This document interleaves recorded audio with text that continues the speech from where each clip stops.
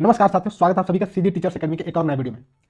दोस्तों, इस वीडियो में मैं आप लोगों के लिए लेकर आया हूं बाल विकास एवं शिक्षण शास्त्र की बहुत ही महत्वपूर्ण टॉपिक शिक्षकों की भूमिका एवं उत्तरदायित्व से संबंधित अति महत्वपूर्ण प्रश्नों की एक श्रृंखला। दोस्तों, अगर आप शिक्षक भर्ती की तैयारी कर रहे हैं, शिक्षक बनना चाहते हैं, तो यह वीडियो आपके लिए बहुत ही ज्यादा महत्वपूर्ण साबित होने वाला है, क्योंकि इस वीडियो में आप सीखेंगे कि शिक्षक की भूमिका क्या है, उत्तरदायित्व क्या है, शिक्षक बनने के बाद आपको क्या करना है और क्या नहीं करना है।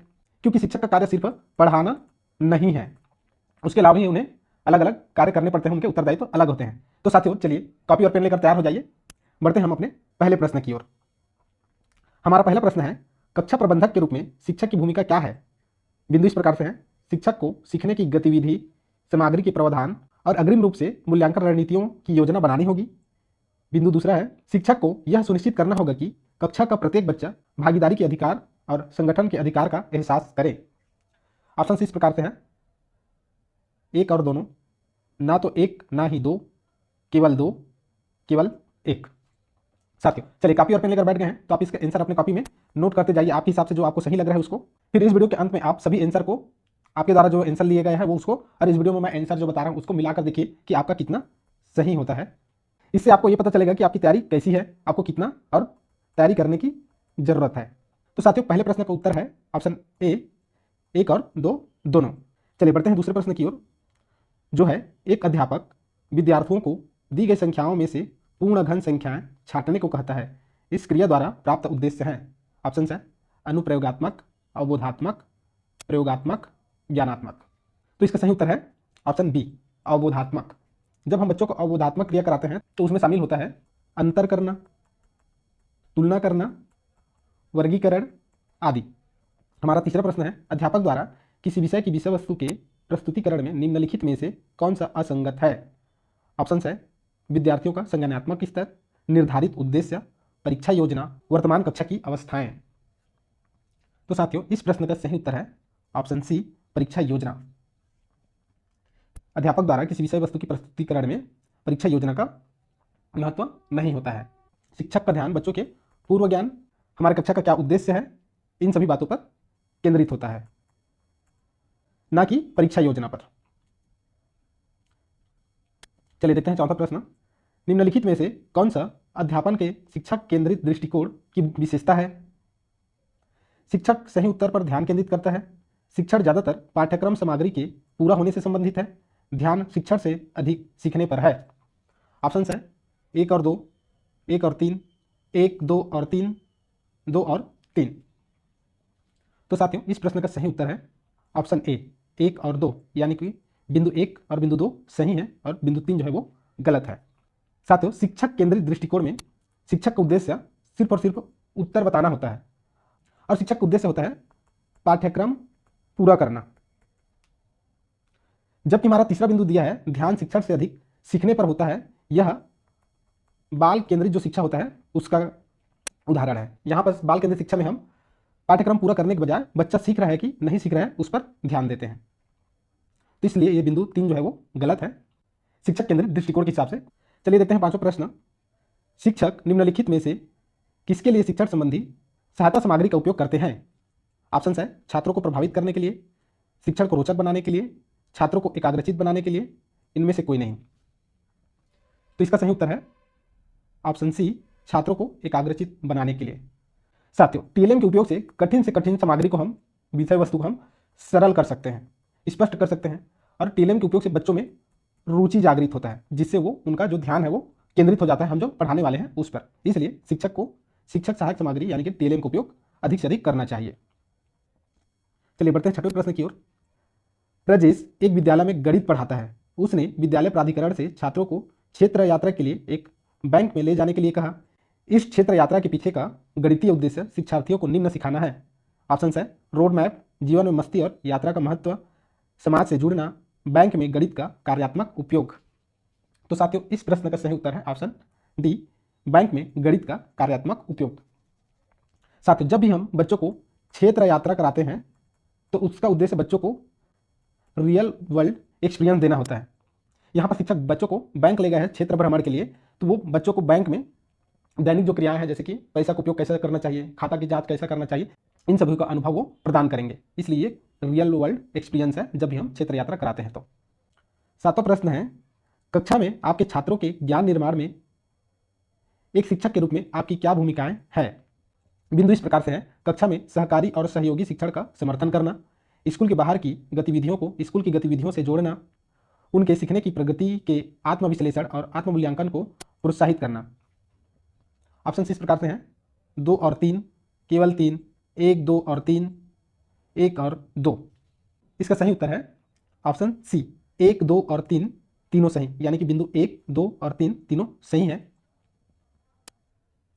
छात्रों के ज्ञान निर्माण में शिक्षक की भूमिका है बच्चों को सहकारी और सहयोगी शिक्षण उपलब्ध कराना, बच्चों की जो पूर्व ज्ञान है, स्कूल के बाहर की जो ज्ञान है उसको कक्षा में उपयोग करना, वही स्कूल की जो गतिविधि है उसको बाहर की गतिविधि से जोड़ना, साथ ही साथ बच्चों को आत्मविश्लेषण और आत्ममूल्यांकन का अवसर उपलब्ध कराना। तो इस प्रकार से इसमें दिए गए तीनों बिंदु सही हैं। प्रश्न 8 है, निम्नलिखित में से कौन सा महत्वपूर्ण प्रभाव शिक्षण की प्रभावकारिता पर निर्भर करती है। ऑप्शन है, विद्यालय की संरचना, शिक्षक की विषय की समझ, शिक्षक की योग्यता, शिक्षक की लिखावट। तो इसका सही उत्तर है ऑप्शन बी, शिक्षक की विषय की समझ। प्रभावी शिक्षण के लिए शिक्षक की अपने विषय की स्पष्ट समझ होना जरूरी है। शिक्षक का गुण ही है अपने विषय की स्पष्ट समझ।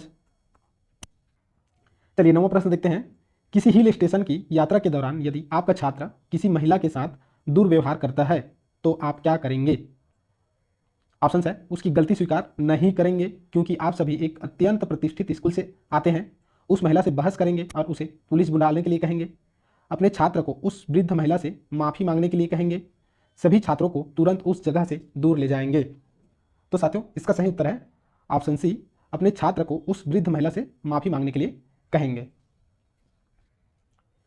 10वां प्रश्न देखते हैं जो है, शिक्षक खाली स्थान प्रक्रिया से निकट रूप से जुड़े होते हैं। ऑप्शन है, अध्ययन, अधिगम, नामांकन, अवलोकन।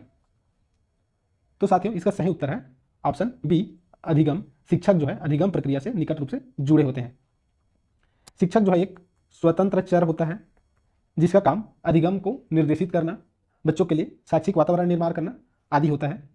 चलिए 11वां प्रश्न देखते हैं, शिक्षण के प्रति अति सक्रिय रवैये का अर्थ है गतिविधि के माध्यम से सीखना, सशक्त और प्रभावकारी शिक्षण, शिक्षक अनिवार्यतः ऊर्जावान और अति सक्रिय हो, विषय अति सक्रिय होने चाहिए ना कि स्थिर या शांत। साथियों इसका सही उत्तर है ऑप्शन बी, सशक्त और प्रभावकारी शिक्षण। शिक्षण के अति सक्रिय रवैये का नजरिया है सशक्त और प्रभावकारी शिक्षण। चलिए देखते हैं 12वां प्रश्न, प्रारंभिक शिक्षक को किस बात को ऊंची प्राथमिकता देनी चाहिए। ऑप्शन है, माता पिता के साथ बातचीत, साथी शिक्षकों को समझाना, समुदाय को समझना, बच्चों को समझना। सही उत्तर है ऑप्शन डी, बच्चों को समझना। प्रारंभिक शिक्षक यानी कि प्राइमरी स्कूल का शिक्षक का मुख्य उद्देश्य क्या होना होता है, बच्चों को समझना, क्योंकि ये जो बच्चे होते हैं वो स्कूल आने के अभ्यस्त नहीं होते हैं, साथ ही साथ वो अपने पूर्व ज्ञान के साथ आते हैं और वो पढ़ना नहीं चाहते हैं। तो प्रारंभिक शिक्षक को इन बच्चों को स्कूल में रखना है और उनको पढ़ाई के लिए माहौल निर्धारित करना है ताकि वो कैसे स्कूल में रहें और पढ़ाई में ध्यान लगाएं।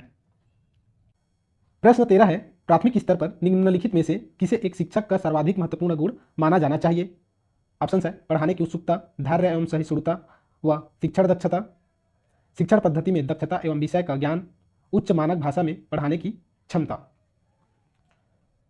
सही उत्तर है ऑप्शन बी, धैर्य एवं सहिष्णुता व शिक्षण दक्षता। प्राथमिक स्तर में शिक्षकों में सर्वाधिक महत्वपूर्ण गुण क्या है, धैर्य एवं सहिष्णुता व शिक्षण की दक्षता। प्रश्न 14 है, एक शिक्षक के रूप में नीचे दिए गए तरीके स्वयं को चुनौती देने के तरीके हैं सिवाय, यानी कि प्रश्न बोल रहा है 4 बिंदु में से ऐसा कौन सा बिंदु है जो स्वयं को चुनौती देने के तरीके नहीं है। ऑप्शन है, अपने शिक्षण का मूल्यांकन करना, जोखिम लेना, पुस्तक विधियों पर निर्भर रहना, मिश्रित अधिगम का प्रयास करना। तो इसका सही उत्तर है ऑप्शन बी, जोखिम लेना। साथियों यह वीडियो आपको अच्छा लग रहा है तो इसको एक लाइक जरूर कीजिए, साथ ही साथ आपके जो साथी हैं शिक्षक भर्ती की तैयारी कर रहे हैं उनके साथ शेयर भी कीजिए। चलिए देखते हैं प्रश्न 15, एक शिक्षक के रूप में भावनात्मक और सामाजिक रूप से प्रभावित करने वाले बच्चों में स्वस्थ आदतों का निर्माण कैसे करें।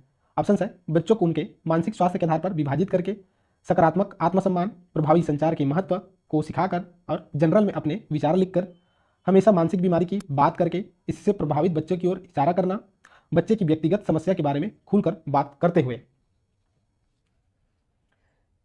प्रश्न 15 का सही उत्तर है ऑप्शन बी, सकारात्मक आत्मसम्मान, प्रभावी संचार के महत्व को सिखाकर और जनरल में अपने विचार लिखकर।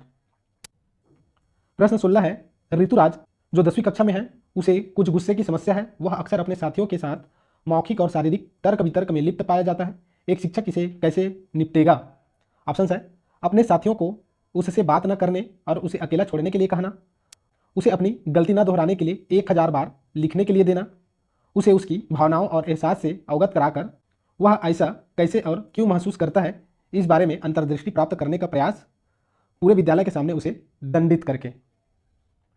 तो साथियों, इस प्रश्न का सही उत्तर है ऑप्शन सी, उसे उसकी भावनाओं और एहसास से अवगत कराकर वह ऐसा कैसे और क्यों महसूस करता है इस बारे में अंतर्दृष्टि प्राप्त करने का प्रयास करना चाहिए। एक शिक्षक के रूप में हमें ये क्रिया करनी चाहिए। चलिए बढ़ते हैं प्रश्न 17 की ओर। एक शिक्षक कक्षा में छात्रों के शारीरिक स्वास्थ्य को निम्न द्वारा बढ़ावा दे सकता है। ऑप्शन है, समय सारणी में से खेल अवधि को समाप्त करना, समकक्ष दबाव को बढ़ावा देना, अधिक गृह कार्य देना, पाठ के दौरान मानसिक विराम को शामिल करना। इसका सही उत्तर है ऑप्शन डी, पाठ के दौरान मानसिक विराम को शामिल करना। पाठ के दौरान मानसिक विराम को शामिल करके हम बच्चों की शारीरिक स्वास्थ्य को हम बढ़ावा दे सकते हैं।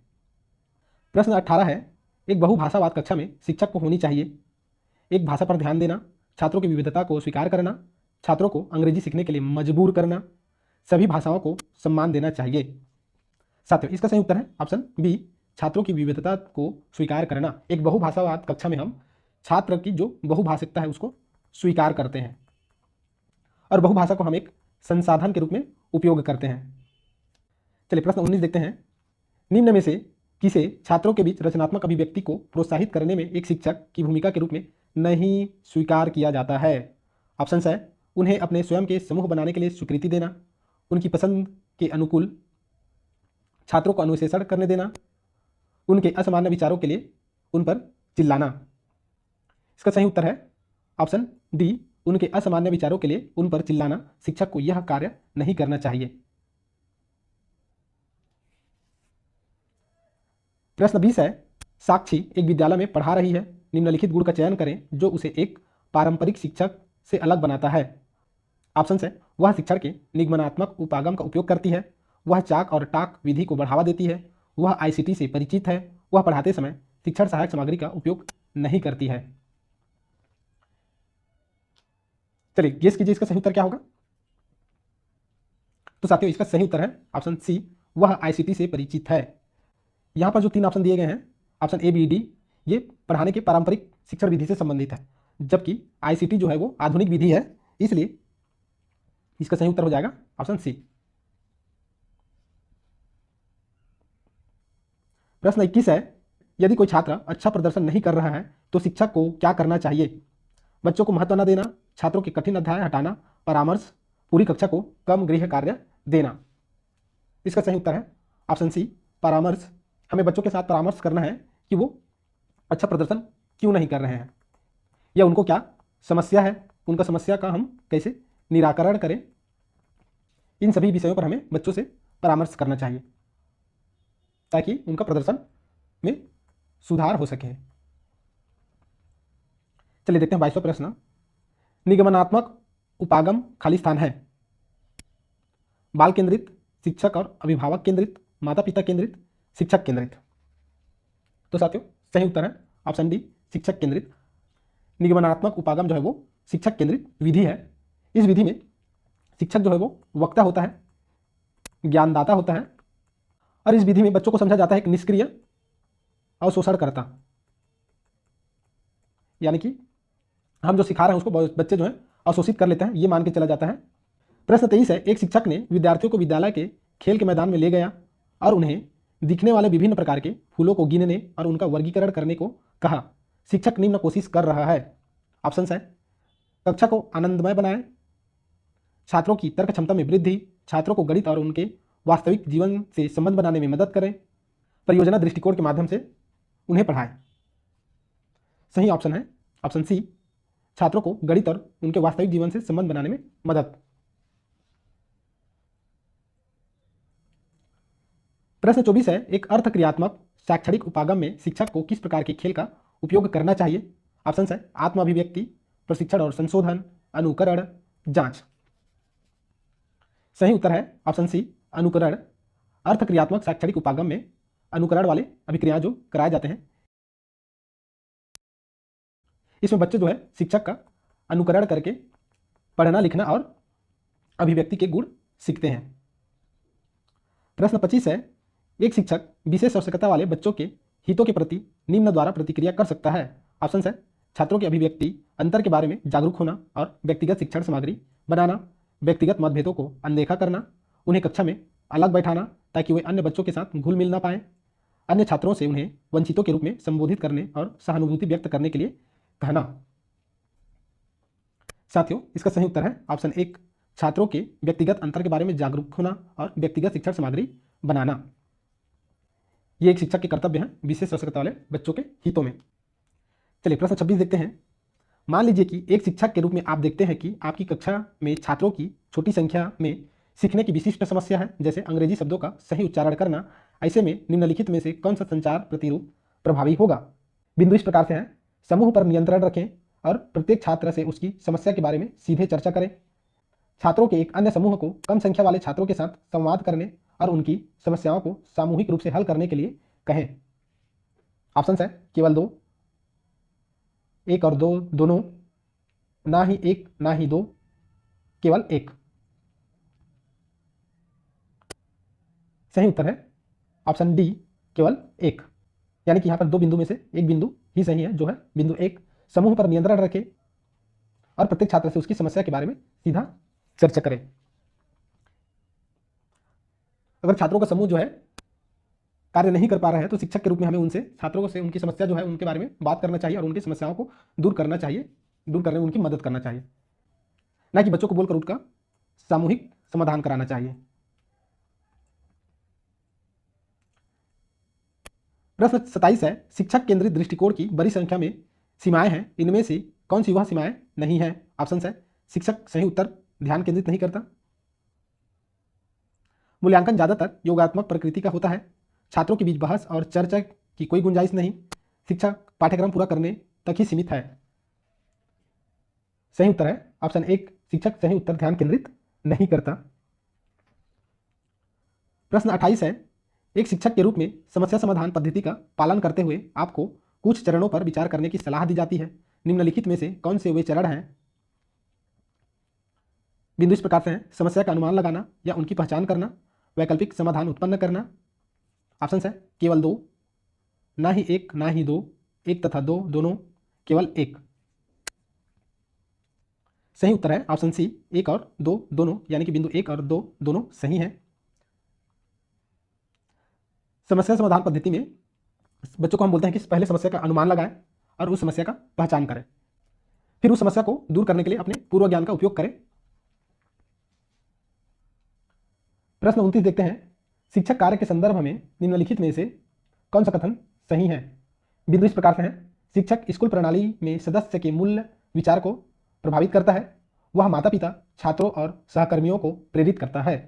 ऑप्शन है 1 तथा 2 दोनों, केवल 2, केवल 1, ना ही 1 ना ही 2। सही उत्तर है ऑप्शन 1, 1 तथा 2 दोनों, यानी कि बिंदु 1 और 2 दोनों सही है। स्कूल शिक्षा प्रणाली में सदस्य के मूल्य विचार को प्रभावित करता है शिक्षक, हाँ बिल्कुल करता है, वह माता पिता छात्रों और सहकर्मियों को प्रेरित करता है, यह बिंदु भी सही है। चलिए प्रश्न 30 देखते हैं, बच्चों को हर समय नई चीजें याद रखने में मदद करने के लिए शिक्षक किन विभिन्न तरीकों का उपयोग कर सकते हैं? बिंदु इस प्रकार से हैं, अनुमान, वर्गीकरण, प्रतिकार। ऑप्शन है 2 तथा 3, 1 2 तथा 3, 1 तथा 2, 1 तथा 3। सही उत्तर है ऑप्शन बी, 1 तथा 2। साथ में यहाँ पर क्रम जो है आगे पीछे हो गया है, बी नीचे आ गया है और सी ऊपर चला गया है, तो इसका सही उत्तर है ऑप्शन बी, 1 तथा 2। प्रश्न 31 देखते हैं, एक शिक्षक केंद्रित दृष्टिकोण की मुख्य विशेषताएं क्या है? बिंदु है ज्ञान का स्रोत शिक्षक है, सक्रिय शिक्षक निष्क्रिय छात्रों को जानकारी देते हैं। ऑप्शन है ना ही 1 ना ही 2, केवल 1 केवल 2, 1 तथा 2 दोनों। सही उत्तर है ऑप्शन डी, 1 तथा 2 दोनों। शिक्षक केंद्रित दृष्टिकोण में शिक्षक जो है वो ज्ञान का स्रोत होता है। चलिए प्रश्न 32 देखते हैं, जब कोई शिक्षक विफलता की सजा की धमकी देता है तो वह उपयोग कर रहा है सकारात्मक सुदृढ़ीकरण, नकारात्मक सुदृढ़ीकरण। ऑप्शन है केवल 1, केवल 2, 1 तथा 2 दोनों, ना ही 1 ना ही 2। तो इसका सही उत्तर है ऑप्शन बी, केवल 2। यानी कि शिक्षक जब बच्चों को धमकी देता है कि तुम ये चीज़ नहीं करोगे तो तुमको सजा मिलेगा। तो जब हम बच्चे को सजा की धमकी देते हैं तो हम उन पर नकारात्मक सुदृढ़ीकरण का दबाव डालते हैं। जब भी हम बच्चों पर नकारात्मक सुदृढ़ीकरण करते हैं तो बच्चे चिंता हो जाते हैं, बच्चों में चिंता उत्पन्न हो जाता है और यह बच्चों पर नकारात्मक प्रभाव डालता है। इसलिए हमें सकारात्मक सुदृढ़ीकरण करनी चाहिए, ना कि नकारात्मक। जब हम बच्चों का सकारात्मक सुदृढ़ीकरण करते हैं तो बच्चों को बढ़ावा मिलता है कि हम जो कर रहे हैं वो सही है।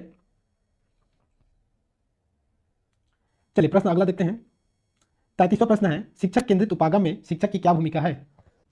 शिक्षक को कक्षा के अंदर और बाहर शिक्षार्थियों के व्यवहार और गतिविधि पर नजर रखनी चाहिए। शिक्षक को हमेशा शिक्षार्थियों की मदद करने के अवसरों की तलाश करनी चाहिए जब वे सीखने में लगे हुए हो। ऑप्शन है ना तो एक ना दो, केवल दो, एक और दो दोनों, केवल एक। सही उत्तर है ऑप्शन सी, एक और दो दोनों। प्रश्न 34 है, समस्या समाधान के संदर्भ में शिक्षक के निम्नलिखित में से कौन सी भूमिका है? बिंदु है, समस्या की स्थिति बनाए, कक्षा में भयमुक्त वातावरण बनाए, समस्या को समझने, परिभाषित करने और उसे बताने में छात्रों की सहायता करें। ऑप्शन है एक तथा दो, एक तथा तीन, एक दो तथा तीन, दो तथा तीन। सही उत्तर है ऑप्शन बी, एक दो तथा तीन, यानी कि तीनों बिंदु जो दिया गया है वो सही है। बच्चों में समस्या समाधान करने के लिए हमें पहले समस्या की स्थिति बनाना है, साथ ही साथ हमें कक्षा के वातावरण को भयमुक्त रखना है ताकि बच्चे जो है कार्य कर रहे हैं उसको निश्चिंत होकर कर सकें। साथ ही साथ हमें समस्या को समझने, उसको परिभाषित करने में बच्चों की मदद करनी चाहिए। प्रश्न 35 है, एक अध्यापक यह महसूस करता है कि उसके शिक्षार्थी उसके अध्यापन से संतुष्ट नहीं है तो उसे क्या करना चाहिए? ऑप्शन है, विद्यार्थियों को सलाह दे कि वे प्राइवेट ट्यूशन ले, स्वयं एक रिफ्रेशर्स कोर्स करना चाहिए ताकि उसका अध्यापन सुधर जाए, कोई और नौकरी ढूंढ ले, मुख्य अध्यापक से प्रार्थना करें कि वह उसकी अध्यापक कक्षा बदल दे। सही उत्तर है ऑप्शन बी, स्वयं एक रिफ्रेशर कोर्स करना चाहिए ताकि उसका अध्यापन सुधर जाए। प्रश्न 36 है, अच्छा शिक्षक वह होता है जो, ऑप्शन है, सख्त अनुशासन बनाए रखता है, छात्रों को अच्छे अंक पाने के तरीके सिखाता है, रोचक तरीके से पढ़ाता है ताकि बच्चों को पढ़ाई में मजा आए, कभी छुट्टी नहीं लेता। इस प्रश्न का सही उत्तर है ऑप्शन सी, रोचक तरीके से पढ़ाता है ताकि बच्चों को पढ़ाई में मजा आए। और जब हम बच्चों को रोचक तरीके से पढ़ाते हैं तो बच्चे उसमें रुचि भी लेते हैं और बच्चे जिस कार्य में रुचि लेते हैं उस कार्य को बहुत ही अच्छे तरीके से करते हैं और सीखते हैं। इसलिए अच्छा शिक्षक वही है जो बच्चों को रोचक तरीके से पढ़ाता है। प्रश्न 37 है, छात्र आमतौर पर वैसे शिक्षक के प्रशंसक होते हैं जो छात्रों को अच्छे अंक के साथ पास कराता है, छात्रों को डराता नहीं है, छात्रों की जरूरतों को समझता है, सभी छात्रों के साथ दोस्ताना व्यवहार रखता है। सही उत्तर है ऑप्शन सी, छात्रों की जरूरतों को समझता है। छात्र ऐसे शिक्षकों की प्रशंसक होते हैं जो उनकी जरूरतों को समझता है और उनकी जरूरत के हिसाब से उनको सुझाव देता है, उनकी मार्गदर्शन करता है। प्रश्न 38 देखते हैं, यदि किसी बच्चे के माता पिता रिपोर्ट करते हैं कि उसने झूठ बोलना शुरू कर दिया है और गृह कार्य की परवाह नहीं करता है तो आप क्या करेंगे? ऑप्शन है, कक्षा के सामने उसकी पोल खोलेंगे और उसे अपमानित करेंगे, उस बच्चे के प्रति ज़्यादा सतर्क रहेंगे और उसे परामर्श देंगे, कुछ खास परवाह नहीं करेंगे क्योंकि माता पिता को इस बारे में पहले ही पता है, बच्चे को दंडित करेंगे। इस प्रश्न का सही उत्तर हो जाएगा ऑप्शन बी, उस बच्चे के प्रति सतर्क रहेंगे और उसे परामर्श देंगे कि बच्चा झूठ क्यों बोल रहा है, वह अपना होमवर्क क्यों नहीं कर रहा है। हम उसकी समस्या को पहले पता लगाएंगे फिर उसको सॉल्व करने की कोशिश करेंगे। प्रश्न 39 है, कोई शिक्षक किस प्रकार से अपने छात्रों का पसंदीदा बन सकता है? ऑप्शन है, उन्हें गृह कार्य पूरा करने में मदद करके, उन्हें कहानियां और चुटकुले सुनाकर, उनका पाठ्यक्रम तेजी से पूरा करके, उनके साथ सहानुभूतिपूर्ण तरीके से व्यवहार करके। तो इसका सही उत्तर हो जाएगा ऑप्शन डी, उनके साथ सहानुभूतिपूर्ण तरीके से व्यवहार करके। प्रश्न 40 है, एक शिक्षक के रूप में आप जिस तरीके से व्यवहार करना पसंद करेंगे वह है, ऑप्शन है, लोकतांत्रिक, निरंकुश, सबके लिए स्वेच्छाचारी, जैसा परिस्थिति के अनुरूप उचित हो। तो इसका सही उत्तर है ऑप्शन ए, लोकतांत्रिक। जैसे शिक्षक के रूप में हमें लोकतांत्रिक तरीके से व्यवहार करना चाहिए, यानी कि हमारे जितने भी छात्र हैं सभी छात्रों के साथ समान व्यवहार करना चाहिए, किसी से भेदभाव नहीं करना चाहिए, सभी को समान अवसर उपलब्ध कराना चाहिए, सभी की समस्याओं को समान रूप से दूर करना चाहिए। प्रश्न 41 है, आपकी राय में छात्रों को प्रेरित करने के लिए सर्वोत्तम साधन क्या है? दृश्य श्रव्य सहायता सामग्री का उपयोग, पाठ को सबसे रोचक बनाना, छात्रों का सहयोग लेना, छात्रों के माता पिता से नियमित रूप से मिलना। सही उत्तर है ऑप्शन सी, छात्रों का सहयोग लेना। जब हम छात्रों से सहयोग लेते हैं तो छात्रों में कॉन्फिडेंस डेवलप होता है कि शिक्षक को मेरी जरूरत पड़ रही, और वो फिर अपनी तैयारी को और बढ़ा देते हैं ताकि कक्षा में वो और अपनी मदद कर सके। प्रश्न 42 है, छात्रों में श्रम की भावना विकसित करने के लिए एक शिक्षक को क्या करना चाहिए? ऑप्शन है, मेहनत करने वाले लोगों का उदाहरण देना चाहिए, शिक्षक को मेहनत के काम में लगना चाहिए, मेहनत के महत्व पर विस्तृत व्याख्यान देना चाहिए, छात्रों को प्रायः मेहनत करने के मौके देना चाहिए। तो इसका सही उत्तर हो जाएगा ऑप्शन डी, छात्रों को प्रायः मेहनत करने के मौके देना चाहिए। इसमें छात्र स्वयं मेहनत करेंगे तो उनमें मेहनत की भावना विकसित होगी। प्रश्न 43 है, शिक्षक का प्रथम दायित्व किसके प्रति होता है? ऑप्शन है, उसके द्वारा पढ़ाए जाने वाले विषय, विद्यार्थी, विद्यालय प्रशासन, समुदाय। साथियों, इसका उत्तर तो आप सभी गेस कर ही ले होंगे। इसका सही उत्तर है ऑप्शन बी, विद्यार्थी। शिक्षक का प्रथम दायित्व उसके विद्यार्थी के प्रति होता है, न कि उसके द्वारा पढ़ाए जाने वाले विषय, विद्यालय प्रशासन या समुदाय के प्रति। चलिए प्रश्न 44 देखते हैं, निम्नलिखित में से कौन सा एक शिक्षक द्वारा किया जाने वाला कर्तव्य नहीं है? ध्यान दीजिए, यहाँ पर नहीं है पूछ रहा है, तो देखते हैं कौन सा कर्तव्य नहीं करना चाहिए शिक्षक को। ऑप्शन है, पाठ्यक्रम को निर्दिष्ट समय के भीतर पूरा करना, माता पिता और अभिभावकों के साथ नियमित बैठक करना, स्कूलों में उपस्थित होने में नियमितता और समय की पाबंदी बनाए रखें, बच्चों के लिए उपहार लाना। इसका सही उत्तर है ऑप्शन डी, बच्चों के लिए उपहार लाना। यह काम शिक्षक को नहीं करना है, हमें किसी भी बच्चे के लिए उपहार लेकर नहीं जाना है। मान लीजिए हम किसी एक बच्चे के लिए उपहार लेकर जाते हैं, तो ये बाकी बच्चों में उस एक बच्चे के प्रति दुर्भावना का विकास करेगा कि शिक्षक उसी बच्चे को अच्छा मानते हैं, उसके लिए उपहार लेकर आए हैं और हम सभी की उपेक्षा करते हैं, हमें कोई महत्व नहीं देते हैं। इस प्रकार से बच्चे जो है वो कुंठाग्रस्त हो जाएंगे हमारे इस व्यवहार से। इसलिए हमें किसी भी बच्चे के लिए उपहार लेकर नहीं जाना है। प्रश्न 45 है, एक अध्यापक को अपने विषय में निपुण होना आवश्यक है। ऑप्शन है, जागरूकता के लिए, विद्यार्थियों पर प्रभाव डालने के लिए, दिलचस्पी के लिए, अध्यापन को सार्थक बनाने के लिए। तो इस प्रश्न का सही उत्तर है ऑप्शन डी, अध्यापन को सार्थक बनाने के लिए अध्यापक को अपने विषय पर निपुण होना आवश्यक है। प्रश्न 46 है, अच्छे अध्यापक में कौन सा गुण होना स्वाभाविक रूप से आवश्यक है? ऑप्शन है, विनोद प्रियता, अपने विषय पर अच्छी पकड़, संयोगों पर नियंत्रण, शारीरिक बल। सही उत्तर है ऑप्शन सी, संयोगों पर नियंत्रण। एक अच्छे शिक्षक को अपने संयोगों पर नियंत्रण रखना बहुत ही जरूरी है। संयोगों पर नियंत्रण रखना क्यों जरूरी है? मान लीजिए हम किसी बच्चे से प्रश्न पूछ रहे हैं और जवाब नहीं दे रहा है, और हम मान लीजिए अपने संवेग को कंट्रोल नहीं कर पाए और गुस्से में आकर बच्चे को पीट दिए, तो ये हमारे लिए गलत हो जाएगा। इसलिए शिक्षक को अपने संयोगों पर नियंत्रण रखना चाहिए। प्रश्न 47 है, यदि बुलाए जाने पर कुछ छात्रों के माता पिता या अभिभावक आकर शिक्षक से नहीं मिलते तो शिक्षक को क्या करना चाहिए? माता पिता अभिभावक को पत्र लिखना चाहिए, जाकर उनसे मिलना चाहिए, वैसे छात्रों को दंडित करना चाहिए, वैसे छात्रों को अनदेखा करना शुरू कर देना चाहिए। सही ऑप्शन है ऑप्शन ए, माता पिता अभिभावक को पत्र लिखना चाहिए, यानी कि उनको दोबारा सूचना देना चाहिए कि भाई आपको बुलाया गया था स्कूल में आने के लिए, आप क्यों नहीं आए हैं। अगर उसके बाद भी आपका दोबारा सूचना देने पर अभिभावक नहीं आते हैं तो आप तीसरे बार में उनसे खुद जाकर मिल सकते हैं। प्रश्न 48 है, अक्सर शिक्षक जोर देते हैं कि छात्रों को पाठ्य पुस्तक से जवाब देना चाहिए, इसका क्या अभिप्राय है? ऑप्शन है, छात्र नहीं सोच सकते, छात्रों का समय बर्बाद हो रहा है, छात्र पाठ्य पुस्तक से परे जवाब देते हैं, शिक्षक कठोर है। सही उत्तर है ऑप्शन डी, शिक्षक कठोर है। प्रश्न 49 है, निम्नलिखित में से कौन सा प्रभावी शिक्षक के दृष्टिकोण में से एक नहीं है? ऑप्शन है, संवेदनशील रूप से विविधता को स्वीकार करना, व्यक्तिगत निर्देशन को बढ़ावा देना, रचनात्मकता को प्रोत्साहित करना, जिम्मेदारी को दूसरे पर डालना। तो इसका सही उत्तर हो जाएगा ऑप्शन डी, जिम्मेदारी को दूसरों पर डालना। यह प्रभावी शिक्षक का गुण नहीं है। प्रश्न 49 है, शिक्षक क्लास में इसलिए प्रश्न पूछता है विद्यार्थियों को व्यस्त रखने के लिए, अनुशासन बनाए रखने के लिए, विद्यार्थियों का ध्यान आकर्षित करने के लिए, अध्यापन के लिए। इस प्रश्न का सही उत्तर है ऑप्शन सी, विद्यार्थियों का ध्यान आकर्षित करने के लिए। हम जब भी कक्षा में बच्चों से प्रश्न पूछते हैं तो बच्चों का ध्यान जो है हमारे ओर केंद्रित हो जाता है। जो बच्चों का ध्यान नहीं है वो भी ध्यान देने लग जाते हैं कि कहीं शिक्षक जो है मेरे से प्रश्न ना पूछ ले। इसलिए कक्षा में प्रश्न पूछना बहुत ही ज़्यादा महत्वपूर्ण है पढ़ाते समय, ताकि बच्चे का ध्यान कक्षा में बना रहे। प्रश्न 51 है, शिक्षार्थियों की कक्षा में दिलचस्पी बनाए रखने के लिए शिक्षक को ब्लैक बोर्ड का उपयोग करना चाहिए, परिचर्चा करनी चाहिए, कहानी सुनाना चाहिए, प्रश्न पूछने चाहिए। सही उत्तर है ऑप्शन डी, प्रश्न पूछने चाहिए। इस प्रकार से साथियों आज का हमारे सारे 51 प्रश्न हो गए हैं कंप्लीट। यह वीडियो आपको अच्छा लगा हो तो इसे एक लाइक जरूर कीजिए, साथ ही साथ कमेंट करके बताइए।